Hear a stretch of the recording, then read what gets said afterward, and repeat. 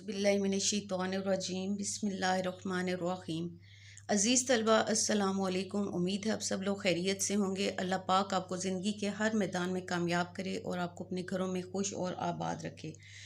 जैसा कि आजकल आप लोगों के पेपर हो रहे हैं और आप लोगों को जो है मुख्तलिफ़ मज़ामीन लिखने के लिए आते हैं मुख्तलिफ़ मौजू पर, तो आज हम जो है मज़मून नवीसी के बारे में पढ़ेंगे कि मज़मून निगारी क्या होती है, मज़मून नवीसी के असूल व आदाब क्या है और मज़मून के कितने हिस्से होते हैं और किन चीज़ों को हमें मज़मून लिखते वक्त उनका ख्याल रखना चाहिए। तो मज़मून जो होता है किसी भी संजीदा मौजू पर मरबूत तहरीरी इजहार ख्याल मज़मून नवीसी कहलाता है। उर्दू नसर में मज़मून की अहमियत बहुत ज़्यादा है। किसी मौजू पर जो है अपने अफ़कार व ख़यालात और जज्बात को जो है मरबूत और मुदल्लल अंदाज में लिखना और अपनी राय का इजहार करना जो है वो मज़मून नवीसी कहलाता है। मज़मून लिखते वक्त जो है कुछ असूल व ज़वाबित का हमें ख्याल रखना पड़ता है, जिनको पेश नज़र रखते हुए जो है हम इल्मी, अदबी, सियासी, मजहबी, संजीदा या मज़ाहिया जो है मौज़ूआत को अहाता तहरीर में ला सकते हैं। तो आज हम देखेंगे कि मज़मून नवीसी के असूल व आदाब क्या हैं। मज़मून नवीसी में जो है वो एक फ़न है। अच्छा मज़मून निगार बनने के लिए मालूमात व ज़ख़ीरा अल्फाज के साथ साथ वसी मुताला और बार बार लिखने की मशक़ करना ज़रूरी है। यानी आप जब एक मज़मून लिखना चाहते हैं तो उसके लिए आपके पास मालूमात होना चाहिए, आपके पास अल्फाज का ज़ख़ीरा होना चाहिए, वसी मुताला होना चाहिए और आपको उसको बार बार लिखने की मशक़ करनी चाहिए। मुताले से क्या होता है कि ना सिर्फ आपकी मालूमात में इजाफ़ा होता है बल्कि इंशा पर्दाजी के असूल से वाक़फ़ियत हासिल होती है। तो मज़मून नवीसी में महारत हासिल करने के लिए जो है चंद ख़ास बातों को ज़हन में लाना ज़रूरी होता है। पहला है मज़मून लिखने से पहले मौजू के तमाम अहम पहलुओं का एक खाका ज़हन में बना लिया जाए और फिर इस खाके को लिख लिया जाए। यानी मज़मून की तमहीद क्या हो, कौन कौन सी बातें किस किस तरतीब से की जाएँ वगैरह वगैरह। यानी मज़मून जो होता है वो 3 हिस्सों पर मुश्तमिल होता है, अभी हम उसका आगे देखेंगे। सबसे पहला जो होता है वो तमहीद होता है, यानी उसका जो इंट्रोडक्शन है, जो आपने पहला जो पैराग्राफ उसमें लिखना है, तो उस हवाले से जो है आपको पता होना चाहिए कि उसमें हमने कौन कौन सी बातें किस तरतीब से लिखनी है। फिर है नंबर 2, अपने ख़यालात को पेश करने के लिए कोशिश करें कि ज़बान आसान हो। यानी जिस आप मौजू पर मज़मून लिख रहे हैं तो आपको ये पता होना चाहिए कि उसमें आपने क्या लिखना है। जो आपके ज़हन में ख़यालात हैं वो आपने जब लिखने लगें तो उसके लिए आसान ज़बान इस्तेमाल करें। अब नंबर 3 है तहरीर में उलझाव, अल्फाज में तकरार और गैर ज़रूरी तफासील से परहेज़ करें। यानी बार बार जो है एक ही बात को तकरार होता है, रेपिटिशन के एक ही लफ्ज़ को या अल्फाज को बार बार ना उसमें दोहराएं। गैर ज़रूरी जो है तफसील उससे भी परहेज़ करें, यानी टू द पॉइंट बात करें। जिस मौजू पर आप लिख रहे हैं उसके बारे में ही आप बात करें। फिर एक तसलसल और रब्त का ख्याल रखें क्योंकि ये मज़मून नवीसी की जान है। यानी आप जिस मौजू पर लिख रहे हैं वो मुसलसल उसमें रब्त हो। ये ना हो कि एक आपने बात की है फिर उसको आपने छोड़ दिया, आगे दूसरी बात शुरू कर दी, फिर दोबारा से आप उसी बात पर आ गए, तो इस तरह नहीं होना चाहिए। यानी मज़मून लिखते वक्त तसलसल और रब्त का ख्याल रखना ज़रूरी होता है। फिर है नंबर 5, मज़मून को कई पैराग्राफों में तकसीम करके लिखना चाहिए। पूरे मज़मून को एक पैराग्राफ में लिखना गलत है। यानी वो लिखने वाला जो है पढ़ने वाला जो होता है वो भी बोर हो जाता है जब आप मुसलसल बग़ैर उसमें वक्फ़ा दिए लिखते हैं। आपको जो है पैराग्राफ में लिखना चाहिए। यानी एक बात आपने एक पैराग्राफ में लिखी है तो अगला पैराग्राफ जो है वो आप नेक्स्ट लाइन से शुरू करें और उसमें जो दूसरी बात आपने लिखनी है वो उस पैराग्राफ में लिखें।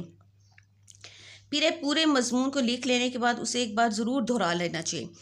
ये तो वैसे भी आपका ये किसी भी आप कुछ भी लिख रहे हैं तो आप जो भी लिखें उसको एक दफ़ा दोबारा उसको चेक ज़रूर कर लिया करें और साथ साथ ही कर लिया करें, क्योंकि जब आप एक पेपर पूरा लिख लेते हैं तो फिर आपको उसको दोबारा पढ़ना बहुत मुश्किल हो जाता है। तो इसी तरह आप कोई भी काम कर रहे हैं, कुछ भी सवाल लिख रहे हैं, जो भी काम जो थोड़ा लंबा सा है, तो आप जब एक पैराग्राफ लिख लेते हैं तो आप उसको पहले उसको चेक कर लें, फिर दूसरा लिख रहे हैं उसको चेक कर लें। और इस तरह अगर आप पूरा मज़मून लिखने के बाद चेक करना चाहते हैं तो उसको एक दफ़ा पूरा ज़रूर पढ़ लें ताकि उसमें आपकी जो गलतियां हैं आपको ख़ुद पता चल जाए तो आप उसको ठीक कर लें। फिर मज़मून को पुरअसर बनाने के लिए मुहावरात और ज़रबुल अमसाल और अशार का इस्तेमाल किया जा सकता है, मगर ये ज़रूरी नहीं है। यानी आप मज़मून को खूबसूरत बनाने के लिए उसके अंदर हेडिंग्स देने के लिए आप अशार भी लिख सकते हैं, ज़रबुल अमसाल भी लिख सकते हैं, मुहावरात भी लिख सकते हैं, लेकिन ये इतना ज़रूरी नहीं है कि आप इसको अच्छा बनाने के लिए लिख सकते हैं तो वो देखने वाले पर अच्छा उसका असर पड़ता है। फिर है मज़मून के पैराग्राफ एक दूसरे से मरबूत होने चाहिए, यानी उनमें रब्त होना चाहिए कि वो एक बात दूसरे के साथ जुड़ी होनी चाहिए। फिर है मज़मून में रवानी और ख़्याल में रब्त नज़र आना चाहिए। ये वही बात आ जाती है कि वही रवानी हो, रब्त हो, ख़्यालात एक दूसरे के साथ उनमें रब्त होना चाहिए। अब हम देखते हैं कि मज़मून के 3 हिस्से होते हैं। सबसे पहला होता है तमहीद, फिर है नफ्से मज़मून, इसको हम मतन भी कह सकते हैं, और जो है ये पैराए मज़मून, जो भी जिस मौजू पर हम जो है लिख रहे हैं उसको नफ्से मज़मून या असल मज़मून जो होता है मतन भी उसको कहते हैं। फिर है इख्तिताम, इख्तिताम या जो है आपकी जो राय है, ज़ाती राय जो है वो आप इसमें लिख सकते हैं। जो इसका मज़मून का हिस्सा है एंड वाला इख्तितामिया, तो इसमें हम है अपनी राय भी देते हैं। तो सबसे पहले हम देखते हैं कि हर हिस्से को नए पैराग्राफ से जो शुरू करना चाहिए, तो हर पैराग्राफ में मौजूई जुमला, मरकज़ी ख्याल, इमदादी तफसील और नतीजा होना चाहिए। तो पहले तमहीद, तमहीद जो होता है, तमहीद या तारुफ जो होता है मज़मून का अहम और पहला हिस्सा है।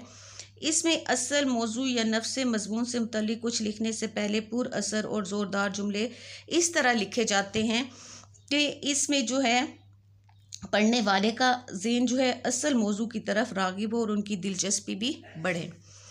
फिर है नफ्से मज़मून, यानी जो असल मज़मून होता है, जो उसका मतन होता है मज़मून का, ये हिस्सा जो है मज़मून का जो बीच वाला हिस्सा होता है नफ्से मज़मून कहलाता है, जिसमें मौजू के मुतालिक तफसील से ज़िक्र किया जाता है।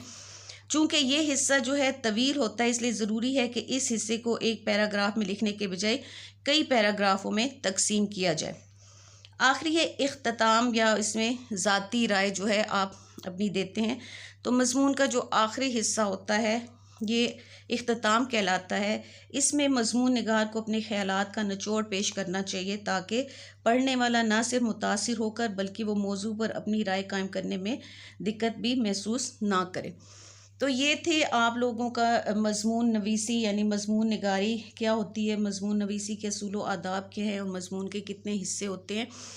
उम्मीद है आप लोगों को समझ आ गई होगी। मज़मून लिखना कोई इतना मुश्किल नहीं होता, वैसे भी पेपर में जो है आपको जो है कोई भी किसी भी मौजू पर आ जाता है तो उन्होंने साथ जो है इशारात दिए होते हैं, यानी आपको हिंट्स दिए हुए होते हैं जिनकी मदद से आप अच्छा मज़मून लिख सकते हैं। तो अगर आपको मज़मून लिखने के जो है असूल व आदाब का पता होगा तो आप आसानी से अच्छा मज़मून लिख सकते हैं। उम्मीद है आप लोगों को मेरी वीडियो अच्छी लगी होगी। अगर आप मेरे चैनल पर नए हैं तो मेरे चैनल को लाइक करें, सब्सक्राइब करें और अपने दोस्तों में शेयर भी करें।